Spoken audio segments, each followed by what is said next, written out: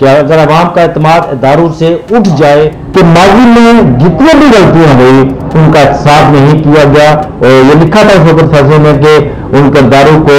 कतारे में लाया जाए, जब इनकलाब के जहाँ पर जो प्रोसीडिंग होती है कि वो कौन सी आखिर ताकतें हैं, फिर जब 2014 के दमे के पीछे कौन था। बिस्मिल्लाहिर्रहमानिर्रहीम। आज सुप्रीम कोर्ट ने फैजाबाद धरना जो नजरसानी धरना था उसके हवाले से जो गुज़श्ता रोज़ वहाँ समाअत हुई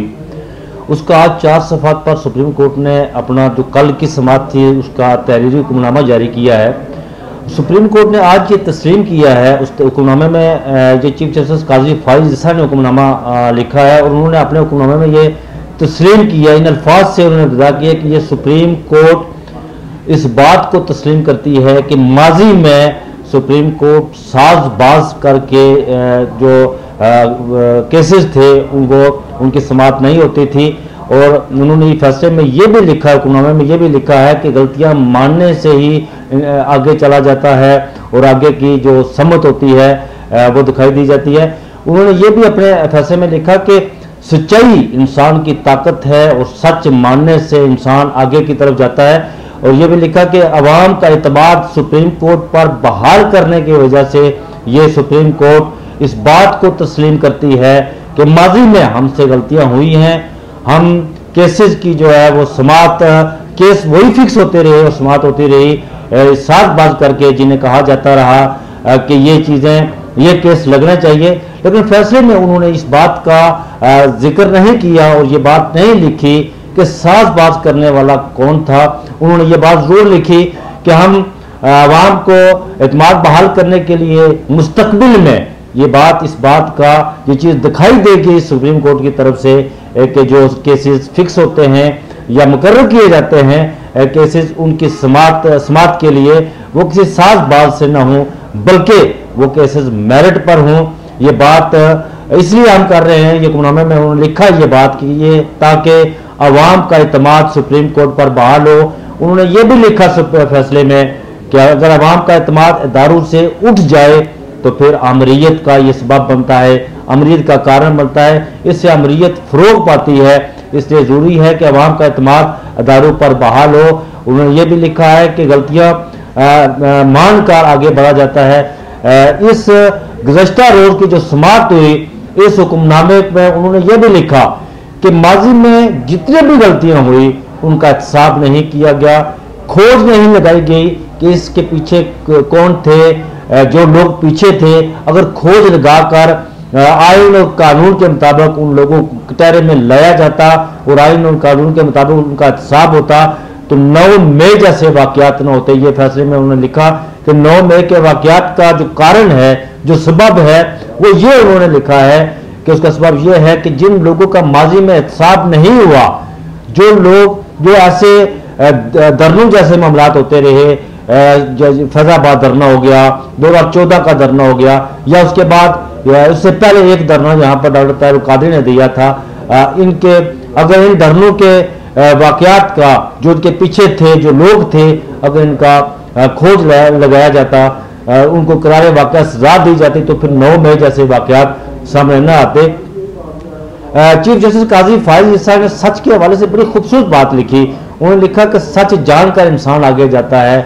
और सच्चाई जो है वो इंसान को आज़ाद करती है, सच्चाई इंसान की ताकत है। ये बिल्कुल बहुत अच्छी बात उन्होंने लिखी। और हमारा जो हम जिस दिन को मानने वाले हैं, हमारा दिन भी यही कहता है। लेकिन गुज़श्ता रोज़ की जब समाअत हो रही थी तो मैं कोर्ट रूम के अंदर मौजूद था, जब शेख रशीद रोशनी पर मौजूद थे, उनके वकील भी मौजूद थे, तो चीफ जस्टिस ने जब पूछा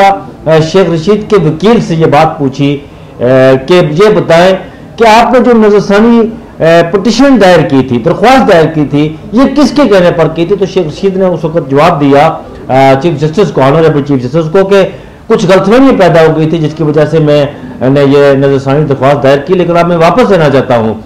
तो चीफ जस्टिस ने यह कहा कि आप सच क्यों नहीं बोल रहे, ये बताएं हमें कि इसके पीछे कौन था। और ये भी उन्होंने सवाल उठाया चीफ जस्टिस ने कि एक ही वक्त में कोई 8 से 9 दरख्वास्तें नजरसानी दरख्वास्तें दायर होगी फैजाबाद धरने के खिलाफ। जो फैजाबाद धरने के खिलाफ जो फैसला दिया था वो ऑनरेबल चीफ जस्टिस, उस वक्त ये जस्टिस थे उन्होंने फैसला दिया था और उन्होंने कुछ अहम किरदारों को निशानदेही भी की थी और ये लिखा था उस वक्त फैसले में कि उन किरदारों को कटारे में लाया जाए और हमारा जो मुल्की आइन और कानून है उसके मुताबिक सजा दी जाए, लेकिन इस पर अमल दरामद मुमकिन नहीं हो सका था। फिर नजरसानी को 9 के करीब नजरसानी दरख्वास्तें दायर हुई थी, लेकिन साथ ही जब चीफ शेख रशीद के वकील सरदार अब्दुल राज़क रोस्टरों पर खड़े होकर जब सच की बात की हमारे चीफ जस्टिस साहब ने, तो उस वक्त उन्होंने कहा कि आप ठीक कह रहे हैं कि सच कोई नहीं बोलता, लेकिन आजकल इस वक्त सच बोलना बड़ा मुश्किल है और बड़ी हिम्मत का काम है। तो चीफ जस्टिस ने यह बात कही कि भूल जाए, आजकल को छोड़ें, मैं उस वक्त की बात कर रहा हूं जो फैजाबाद धरना हुआ था उसके मुताबिक सच के बोले और सच की बात करें। वो बार बार इस बात की तकरार कर रहे थे, जैसे बार बार कह रहे थे कि जो फैजाबाद धरना हुआ था उसके मुताबिक सच बोले, लेकिन जब सरदार अब्दुल राज़क ने ये बात अदालत के सामने रखी कि सच बोलना बड़ा मुश्किल है और हिम्मत का काम है आजकल, तो चीफ जस्टिस को ये चाहिए था कि अगर सच की खोज लगानी है तो मैं बासात एहतराम जान के अमान पाते हुए कि मैं हूं तो कोर्ट रिपोर्टर,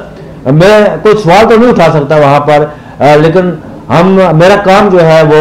रिपोर्टिंग करना है। आपके मुंह से जो निकले हुए लफ्ज होते हैं या वकला के या जहां पर जो भी प्रोसीडिंग होती है उसको रिपोर्ट करना मेरा काम है, वहां मैं सवाल नहीं उठा सकता। लेकिन जिस वक्त ये बात आप कर रहे थे, कल ये सवाल आपने उठाया कि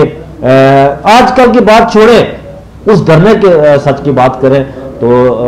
इंतहाई बासत एहतराम जान के अमान पाते हुए कि चीफ जस्टिस साहब, अगर आपने इस मुल्क की कल सीधी करनी है, अगर आपने ये इरादा कर लिया है, ये तैयार कर लिया, जिस तरह आपके हर रिमार्क्स में, हर समाज के दौरान जो आप रिमार्क्स देते हैं, हर फैसले में आपकी तरफ से जो लिखा आता है फैसला, उसमें जमहूरियत के हवाले से आप बात करते हैं, सच के हवाले से आप बात करते हैं, गलतियों को मानने के हवाले से, आगे बढ़ने के हवाले से बात करते हैं, तो फिर ये इसकी भी खोज लगानी चाहिए कि वो कौन सी आखिर ताकतें हैं जो सच नहीं बोलने दे रही, या जो सच बोलता है उस पर ये जमीन तंग कर दी जाती है इस पाकिस्तान की। इसकी खोज लगानी चाहिए आपको। और शायद आपने एक दफा मेरे साथ मैंने एक सवाल भी आपके सामने रखा था, लेकिन सवाल को शायद आपने बिल्कुल वो टाल दिया था। लेकिन अगर आप चाहते हैं कि ये मुल्क जो है इसका मुस्तकबिल, हमारे बच्चों का मुस्तकबिल, पाकिस्तान का मुस्तकबिल रोशन हो, तो फिर ये जानना जरूरी है कि 2000 फैजाबाद धरने के पीछे कौन था, फिर जब 2014 के धरने के पीछे कौन था, या उससे पहले अगर चले जाए तो डॉक्टर ताहिर कादरी जब आए तो उस वक्त धरने के पीछे कौन था। लेकिन जब आप सरदार अब्दुल राज़क को कह रहे थे कि आजकल की बात छोड़े उस वक्त की बात करें, तो चीफ जस्टिस साहब, ऑनरेबल चीफ जस्टिस साहब, बासत एहतराम जिस वक्त आप इस केस की समाप्त कर रहे थे, तो फैजाबाद में जो धरना हुआ था, इस धरने के जो मास्टर माइंड थे, जो रूए रवान थे, बाजार सामने जो थे, वो खादिम रिजवी साहब थे, मुला खादिम रिजवी साहब। लेकिन आपकी उस जितनी भी इसमें समाप्तें हुई, 3, 4, 5 हुई, इस समाप्त में जो आपने रिमार्क्स दिए थे वो डॉक्टर ताहिर कादरी के हवाले, कनेडा में बैठे एक शख्स के हवाले से, और मैं ये जब रिपोर्ट कर रहा था तो मुझे ऐसा लग रहा था कि ये जो धरना था फैजाबाद का, ये खादिम रिजवी ने नहीं बल्कि डॉक्टर ताहिर कादरी ने दिया है, और आज डॉक्टर ताहिर कादरी कटारे में खड़ा है और आप उससे पूछताछ कर रहे हैं, उस पर सवाल उठा रहे हैं, उससे जवाब मांग रहे हैं। हालांकि डॉक्टर ताहिर कादरी का उस धरने से कोई ताल्लुक नहीं था, ये धरना तो खादिम रिजवी साहब ने दिया था। मुझे यहाँ पर अच्छी बात है आपकी तरफ से, जब ये आपने ठीक फैसले में ये भी लिखा कि अदारे ठीक होंगे तो मुल्क आगे की समत बढ़ेगा, बिल्कुल ठीक है। हर अदारे को अपने डोमेन में रहकर काम करना चाहिए, एहतसाब करना चाहिए, लेकिन अगर वो सच या जिस एहतसाब की ऑनरेबल चीफ जस्टिस साहब आप बात करते हैं कि मखसूस लोगों को, एक खास दायरे वाले लोगों का एहतसाब हो, तो फिर मुल्क इस तरह आगे नहीं जाया जाता। एहतसाब होना चाहिए और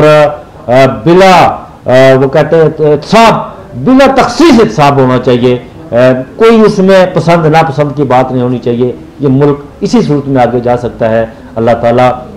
हमारा हामी नासिर हो। और इस अगर आपने फैसला कर लिया है कि इस मुल्क को की कल को सीधा करना है, तो फिर बिला तखसीस एहतसाब करें और हर एक को जो भी है वो उसको कटारे में लाएं और आइन और कानून के मुताबिक। ये भी आपने ठीक लिखा कि सुप्रीम कोर्ट का काम फैसले देना है और एग्जीक्यूटिव का काम उस पर अमल दरामद कराना है। आप फैसले दें और एग्जीक्यूटिव इंशाल्लाह उस पर अमल दरामद करेगी।